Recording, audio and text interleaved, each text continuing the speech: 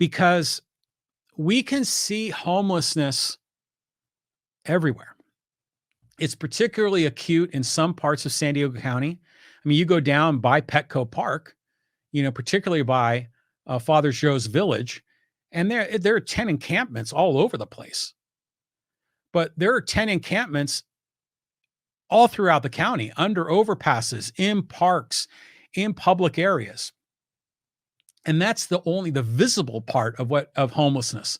There's a tremendous amount of homelessness that's invisible, that are people living in their cars, or people that are couch surfing, living with friends or family temporarily, or people that maybe are living in tents, but so far removed from everyday society that we just don't see them. And so this is a serious problem, a serious crisis. Now, fortunately, a lot of our political leaders are doing their best, or so they say, to try to address this with varying degrees of success. And it's a multidimensional problem. There's no silver bullet to solving homelessness. But there was some interesting data that came out about homelessness that I wanted to share because I thought this was really interesting.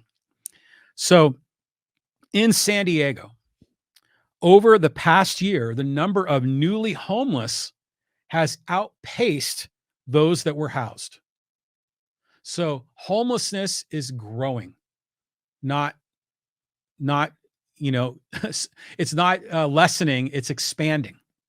So let me go through some of this data. And to me, this is really interesting. So this is a monthly report on homelessness throughout San Diego County, continues to show discouraging news, with the number of people falling into homelessness again outpacing the number of homeless people who find housing.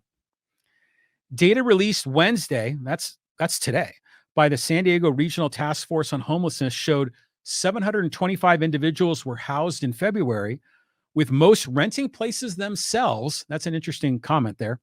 While 1,036 individuals experienced homelessness for the first time.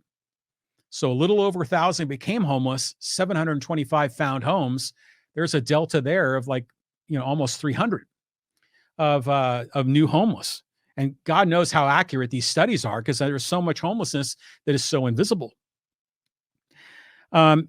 And the trend last October, there was a 12-month average that showed that for every 13 people that became homeless, only 10 were housed, that went from homelessness to having a home.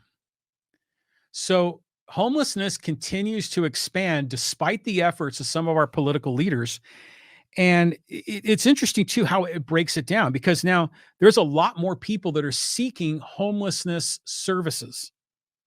And so these are some of the things government and nonprofits and other people are trying to do to help out the homeless. And there are about 27,000 of these folks in San Diego County that are in these programs. I think they're on the cusp of becoming homeless. Of those 27,000, 8,300 are at least 55 years old. 2,000 were youths between the age of 18 and 24. Almost 4,000 are veterans. And there are about 2,500 families that are seeking homelessness assistance because they're on the cusp of losing their home. That's interesting how it breaks out. It's older people over age 55, and a lot of them are probably retired or not working. Younger people, age 18 to 24, that similar probably aren't working, or if they are working, not making a lot of money.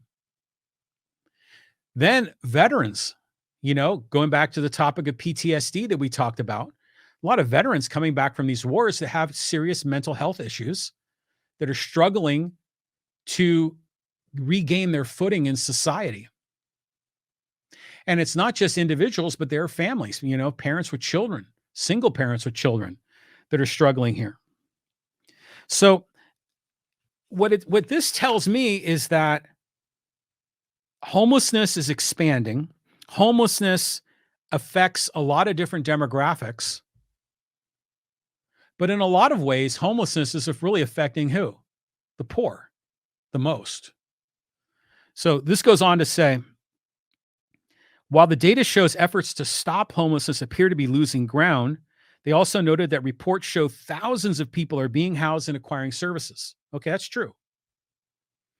But then on Tuesday, earlier this week, the San Diego County Board of Supervisors approved funding for a $300,000 pilot program to create a mobile app that will allow homeless research workers, first responders, and others to locate within minutes available shelter beds for people on the street.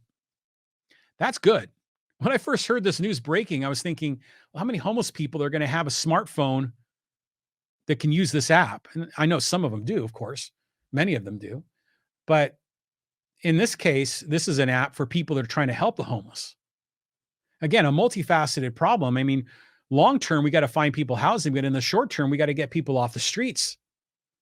I mean, did you see there was a video that was released not too long ago about homelessness or homeless people attacking a driver in downtown San Diego and beating on the window or the rearview mirror with, I don't know if it was a baseball bat or a pipe. And it turns out that the driver of that car then tried to retaliate and try to run over the homeless people and struggled to do so. And then they later found out that driver was drunk. I mean, there's just a lot going on. I mean, you go down to downtown San Diego, a lot of these folks that are homelessness, they're suffering. I mean, they're suffering physically and mentally. And it makes you wonder, were they mentally ill and then became homeless, or were they homeless and then became more mentally ill? But in the end, this is kind of crossing over a bit with what the Nathan Fletcher story is all about. But now they have this app that's going to allow some of these homeless proponents, you know, out there to help the homeless. They can hopefully find these people shelter nearby quickly so they can get off the streets. And if they can get off the streets, that's win-win. That's win for the homeless person that gets now proper shelter. Gosh, especially when it's raining as it is right now. And at the same time, it's good for that neighborhood to have less of the riffraff on the street. That's good. Now, there was one other quote in here that I thought was interesting. And it said that California Governor Gavin Newsom is expected to announce a new initiative aimed at reducing homelessness. Newsom is scheduled to be in San Diego on Sunday to discuss mental health reform, which is often associated with homelessness. So good on you, Gavin. Okay, so yeah, I mean, because I was up in Sacramento about a year ago. I went up there to watch a UC San Diego versus Sacramento State basketball game, just like a little boondoggle weekend. And I was surprised by how much homelessness there was in Sacramento. I mean, after all, that's our state capital. But there were huge encampments that I drove by as I was getting on and off the freeway up there. I mean, we've seen all of it in Los Angeles. I mean, it's everywhere in the state of California. And it's getting worse. It's expanding. And our local politicians are unable to solve the problem. And I'm going to break down the problem a little bit here in a second. But well, let's go there right now. I mean,